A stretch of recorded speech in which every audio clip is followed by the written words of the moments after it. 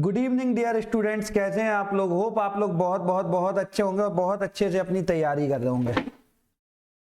अब जैसा कि हमारा इको का एग्जाम एक दो दिन ही बचे हैं और होप आप लोगों की तैयारी बहुत जोरदार चल रही होगी और मैं उम्मीद करता हूं, हम उम्मीद करते हैं कि आप बहुत अच्छा रिजल्ट लेके आओगे। कुछ बेटा बहुत इंपॉर्टेंट चीजें हैं जो हमें देखनी चाहिए।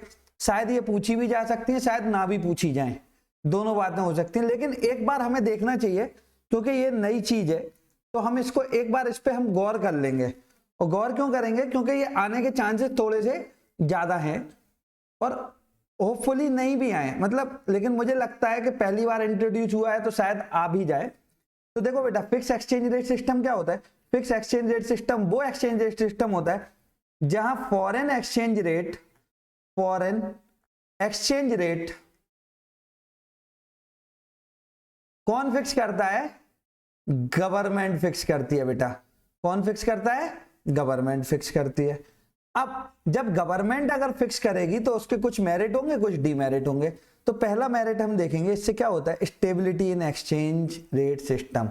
बेटा डॉलर की डिमांड बढ़ी, डॉलर की डिमांड घटी, उस हिसाब से रेट फ्लक्चुएट होगा। लेकिन अगर एक बार सरकार ने फिक्स कर दिया तो डिमांड और सप्लाई फोर्स कोई भी इफेक्ट नहीं डाल पाएंगे। तो कंट्रियां आपकी तरफ अट्रैक्ट होंगी, उनको पता है फिक्स एक्सचेंज रेट सिस्टम है तो कल के रोज हमें कोई घाटा नहीं होगा। इससे क्या होता है? इंटरनेशनल इन्वेस्टमेंट और ट्रेड। अमेरिका वाले इंडिया में इन्वेस्ट करना चाहते हैं, और उनने देखा कि सरकार ने रेट फिक्स कर दिया है, सरकार ने फिक्स कर दिया है 60 रुपए, सरकार ने 60 रुपीज फिक्स कर दिया है। अब वो फ्लक्चुएट तो होगा नहीं, अब वो क्या होगा बेटा? फ्लक्चुएट तो होगा नहीं। तो उनका क्या है? भरोसा बढ़ता है। किस पे भरोसा बढ़ता है? एक्सचेंज रेट सिस्टम पे। उन्हें पता है ना ये 40 होने वाला है ना ये 100 होने वाला है, तो वो इन्वेस्ट करेंगे, वो आके एफडीआई लेके आएंगे हमारी कंट्री में।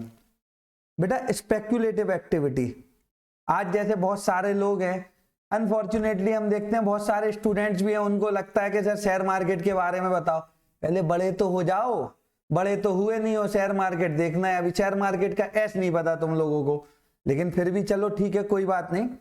तो स्पेक्युलेटिव एक्टिविटी क्या होती है? जैसे ही डॉलर की वैल्यू, एक डॉलर की वैल्यू 70 रुपए है, 70 से 60 हुई तो लोगों ने क्या किया? खरीद लिया, और 60 से 80 हुई तो बेच दिया। तो फ्लेक्सिबल एक्सचेंज रेट सिस्टम में क्या होता है? स्पेक्यूलेशन बहुत ज्यादा हो जाता था। तो फिक्स एक्सचेंज रेट सिस्टम कहां काम करता है? स्पेक्यूलेशन को रोकने के लिए। और फ्री मार्केट, मतलब यहां पे मार्केट फोर्सेस ऑफ डिमांड और सप्लाई काम नहीं करती है। यहां पे कौन काम करता है? सरकार की पॉलिसी काम करती है। बात समझ में आ रही? सरकार कोऑर्डिनेट करती है। फिर बेटा इसमें ह्यूज फॉरेन रिजर्व रिक्वायरमेंट।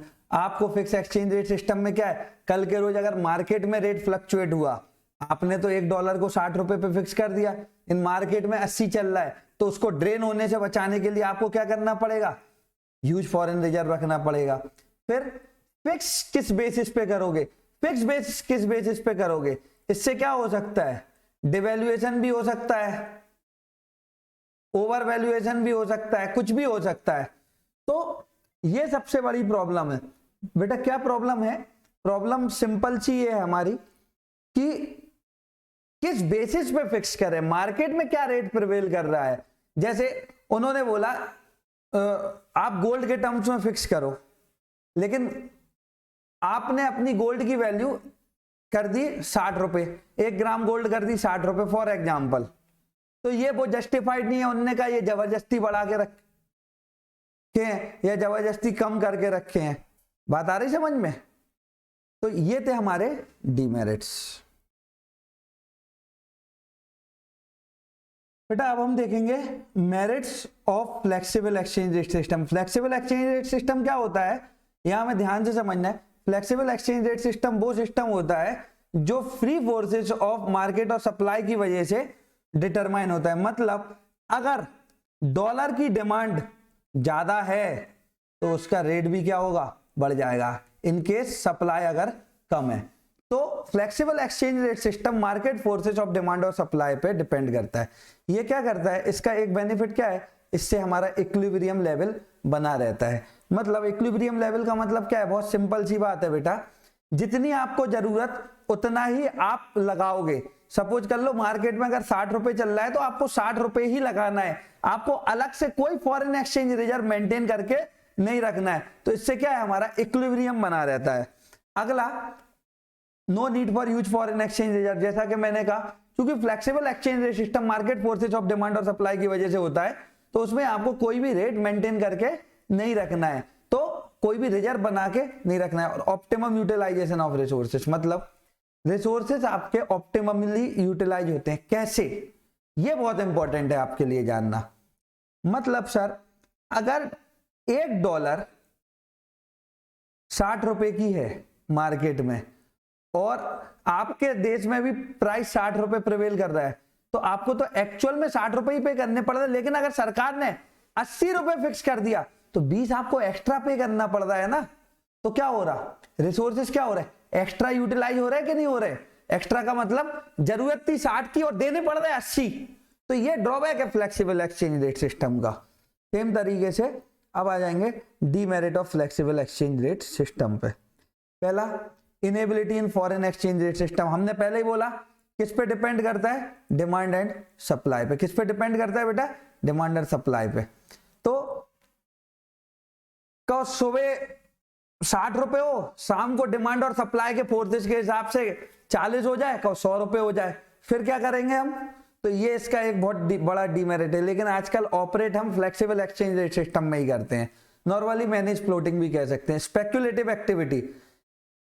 फिर आपको लगा सुबह $1 का भाव था 60 रुपया, फिर वो हो गया 40, तो आपने कहा कल भर जाए 80, तो आपने ले लिया और जैसे 80 हुआ बेच दिया। तो ये क्या है, आपको जुए की, आपको गैम्बलिंग की, आपकी सट्टों की आदत डाल रहा है ये। Create inflationary situation.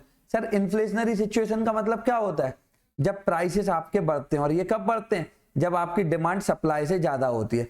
तो नॉर्मली जब डॉलर की डिमांड बहुत ज्यादा बढ़ जाएगी और सप्लाई उस हिसाब से होगी नहीं, सरकार के पास उतना पैसा होगा नहीं, फॉरेन एक्सचेंज रिजर्व होगा नहीं, उसके में क्या होगा, इन्फ्लेशनरी सिचुएशन हमारी बनेगी।